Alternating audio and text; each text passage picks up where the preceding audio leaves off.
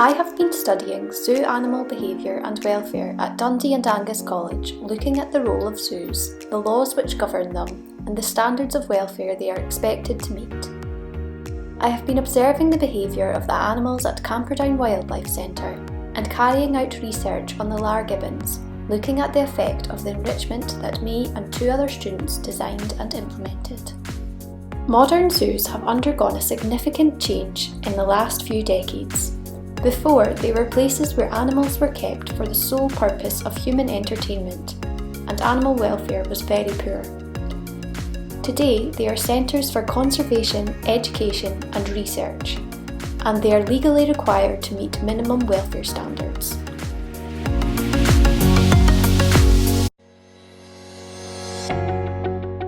The main legislation governing UK zoos is the Zoo Licensing Act, but zoos must also comply with other legislation, such as the Animal Welfare Act, the Wildlife and Countryside Act, and the Firearms Acts. The 5 freedoms of animal welfare originated from the recommendations of a committee commissioned by the government in 1965 to investigate the welfare of intensively farmed animals. The Bramble Report concluded that a farm animal must at least have the freedom to turn around, groom itself, stand up, lie down, and stretch its limbs. These were amended and formalised by the Farm Animal Welfare Council into what are known today as the 5 freedoms. Although they were originally devised for farm animals, they now form the basis of welfare legislation for all animals, including zoo animals. Since 1981, all zoos in the UK have been legally required to hold a licence. The Act defines a zoo as a place where non-domesticated animals are held and that is open to the public at least 7 days a year. Zoos must apply to their local authority for a licence, which initially lasts for 4 years and must be renewed every 6 years thereafter. Zoos are inspected at least twice during the period of their licence by 3 inspectors, including 1 vet. These inspectors are approved by the Scottish Government. The purpose of zoo licensing and inspections are to ensure that zoos meet certain standards, the most important of these standards being the Secretary of State's Modern Standard of Zoo Practice. These standards produced by DEFRA function as an interpretation of the law, and a zoo's compliance with the law will be judged based on the criteria laid out in these guidelines. The standards are based on 5 principles of animal care and management, which are derived from the 5 freedoms. Section 1 makes statements about the health and hygiene standards expected of zoos when providing food and water. The guidelines also state that the food provided should be of the appropriate quality, quantity and variety for a particular animal, taking into consideration factors including its species, sex, age, size and health.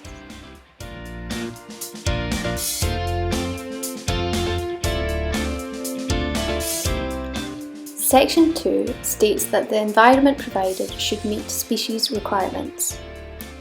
Guidelines also state that the temperature, ventilation, lighting and noise levels of enclosures must be suitable for the comfort and well-being of the particular species of animal at all times.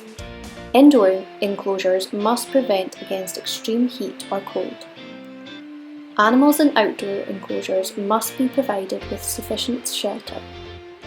Refuge areas must also be provided for nervous animals to escape the permanent gaze of the public. Guidelines also state that enclosures must be maintained to a condition that presents no likelihood of harm to animals. This section states that under the EC Directive, zoos are required to have a developed programme of preventive and curative veterinary care and nutrition. And it also states that comprehensive medical records must be kept for all animals. There are guidelines on how to minimise animals injuring themselves or each other, and on the need to have an isolation area for sick, injured or stressed animals. The prevention of disease is also covered with statements about waste removal and disposal, and hygiene standards in areas where quarantined or isolated animals are kept.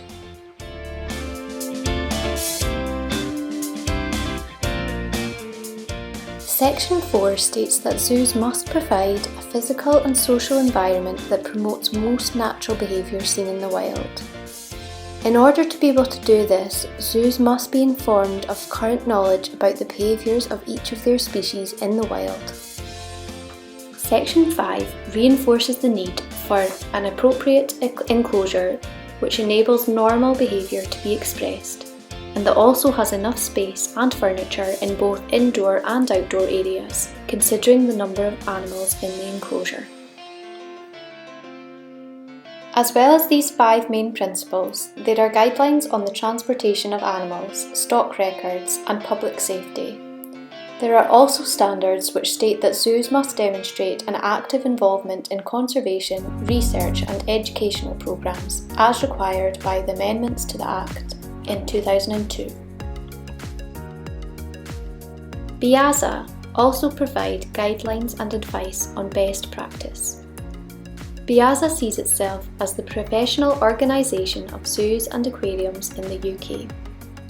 It publishes animal management and husbandry guidelines on a variety of species, and also codes of practice for member zoos on subjects such as surplus animals, euthanasia, and animal transactions.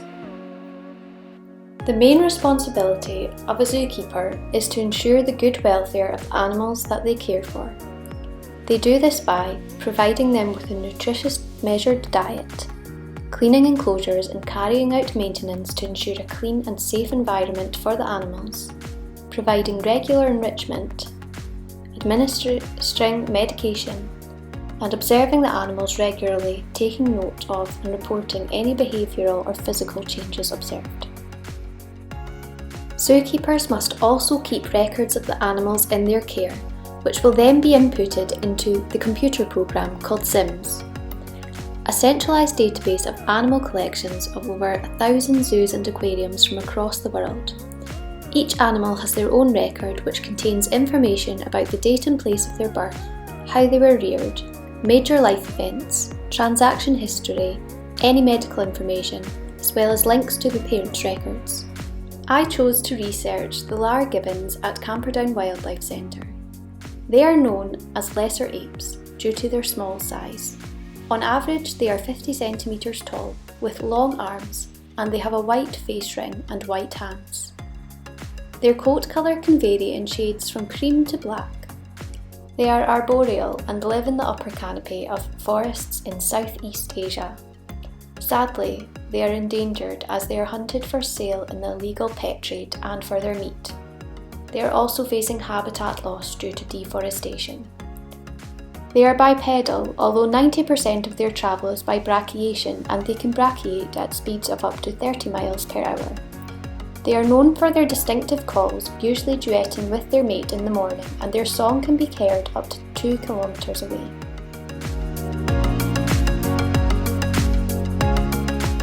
Indicators of good welfare standards for gibbons include a lack of stereotypies, animal is in good health, companionship, as gibbons are social animals, an enclosure with adequate space and that has ropes and trees to allow the gibbon to brachiate.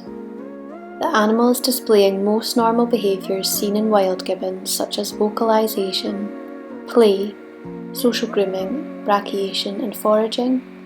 The environment is safe and secure. The animal has a suitable, nutritious diet and an adequate availability of fresh water.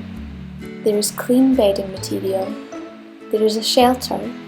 There are visual barriers to allow the animal space to escape from the public and from companions.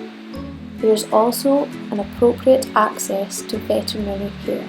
Poor welfare standards for Lar gibbons are indicated by the presence of stereotypies. The animal is in poor physical condition, distress or pain.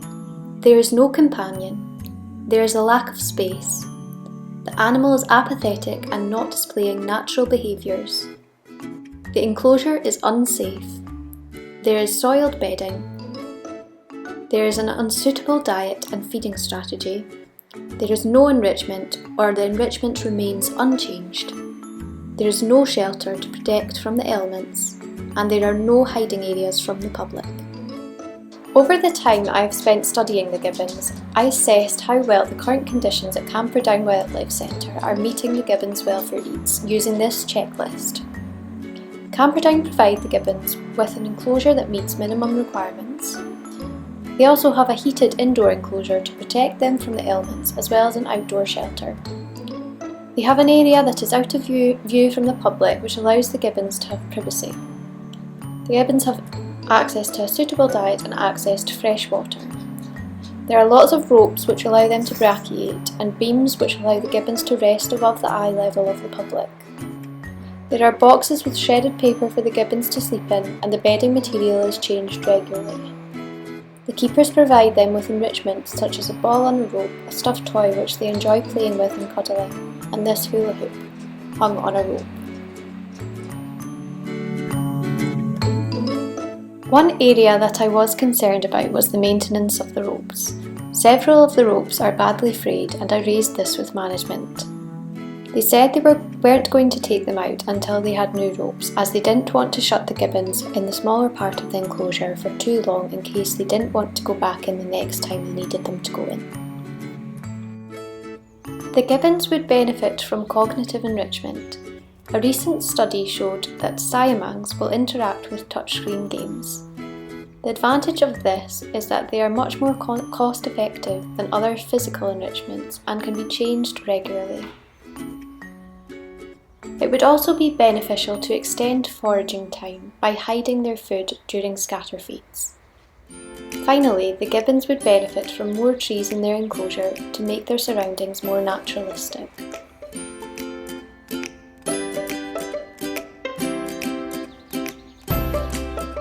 A stereotypic behaviour is a repetitive, invariant behaviour which is used as an animal welfare indicator. In general, studies suggest that stress and an inability to express some essential species-specific behaviour lead to their development. Stress can be caused by boredom, a change in group size or order, lack of space, lack of privacy, or being in close proximity to predators. A suboptimal enclosure and feeding strategy and a lack of enrichment restricts an animal's ability to express natural behaviour. This can manifest, for example, in oral stereotypies in captive wild ungulates, such as repetitive tongue movements displayed by giraffes that are unable to browse. It can also manifest as pacing in captive carnivores and is seen more often in species that travel long distances in the wild, such as tigers. A lack of companionship in social animals such as gibbons can also limit natural behaviours and lead to stereotypies. Stereotypies may not always indicate poor welfare. An animal that has performed a stereotypy over an extended period of time in a previous inappropriate environment may continue to display it even if the environment has changed. A healthy animal can learn the behaviour from another animal. Hand rearing can also cause stereotypies. A stressful postnatal environment can cause permanent damage to the animal's central nervous system, which predisposes them to develop life-lasting stereotypies, such as rocking and thumb-sucking in primates. Hand-reared animals may also grow up to be socially and sexually incompetent. Stereotypies performed by gibbons include rocking, twitching, repetitive swinging on a fixed substrate, repetitive brachiation, self-harm, teeth scraping, root tracing, and repetitive regurgitation. To try to prevent stereotypies in gibbons, zoos should provide them with a spacious and naturalistic enclosure with privacy screens and refuge areas. They should employ a feeding strategy that enables the gibbons to forage in a way that mimics behaviour seen in wild gibbons foraging in the forest. Gibbons should also be provided with adequate enrichment, which should be changed every 1 to 3 weeks, and this must include cognitive enrichment due to their high level of intelligence. It is also vital that gibbons are housed with a companion or mate, as social interaction provides stimulation as well as comfort, reassurance, and enjoyment.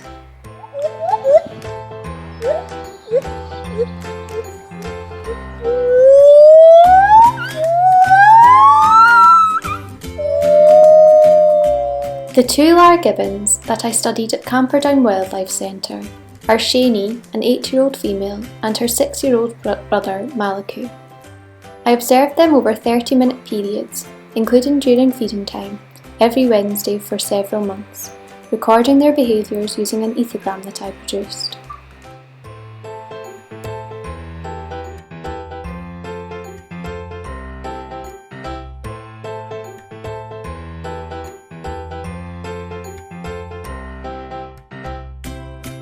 I took the data collected from the observations over the weeks and calculated the average number of occurrences recorded for each behaviour. This can be shown as the pre-enrichment activity budget. Notably, the percentage of time the gibbons were spending resting is quite high, at over a fifth of their total activity, whilst the time they spent foraging only made up 5%. Lar gibbons are omnivorous, but their diet is made up largely of fruit, especially figs. They are arboreal and will forage for food in the upper canopy of the forest where they live. Gibbons in captivity require a considerably smaller amount of food than in the wild, as they expend far less energy. As gibbons are arboreal, they must be fed at least 1.5 metres off of the ground to replicate natural behaviour. Scatter feed should be provided at height instead of ground level, as they don't forage for food on the forest floor. Zoos should take action to try to extend foraging time by hiding the food or presenting it in a way where the gibbons have to work for it. This allows them to express natural behaviours as it mimics foraging expeditions in the wild. If food is laid out on a shelf or handed to them, this restricts their ability to express these behaviours, and the lack of stimulation can have a detrimental effect to their welfare. Part of our course was to design and implement an enrichment project to stimulate the gibbons. Based on the data we collected, which showed that foraging made up only 5% of the gibbons' total activity, which is substantially less than in the wild, we decided that we wanted to create an enrichment that would extend feeding time, allow the gibbons to express their natural behaviours, and provide mental stimulation. After researching online, we found a puzzle feeder would work well.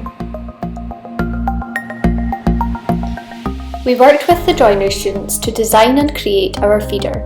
We cut 3 large holes out of a log where the food would be stored, and we covered them with plastic tubing, which also had smaller holes, and rotated so the gibbons would have to turn the tubing and reach in through the small holes to obtain the food. We attached ropes to either end so the log feeder also acted as a swing, providing physical as well as food-based and cognitive enrichment. Once the gibbons had been temporarily shut off in the smaller part of the enclosure, we implemented the feeder.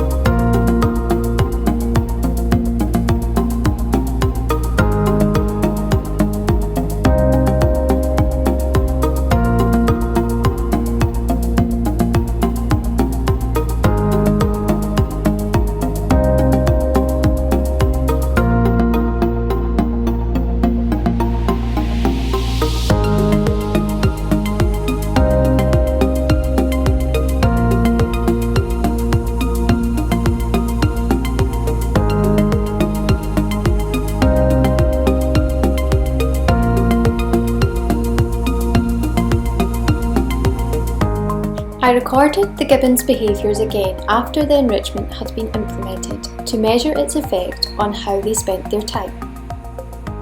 My hypothesis was that the enrichment would lead to an increase in foraging and interacting with enrichment behaviours and a decrease in resting behaviours, which was found to be correct. On average, the gibbons spent 17% of their time interacting with the enrichment.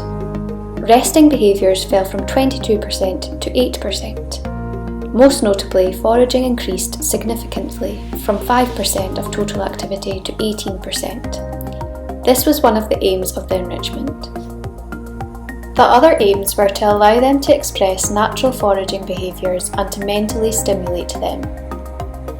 The feeder also met these aims as it provided a challenge to the gibbons as they had to figure out how to obtain the food. Also, as it was on a swing, this meant that they could replicate the behaviour of wild gibbons on branches picking fruit. I hope that Camperdown will continue to use the feeder along with other food-based and cognitive enrichment in the future.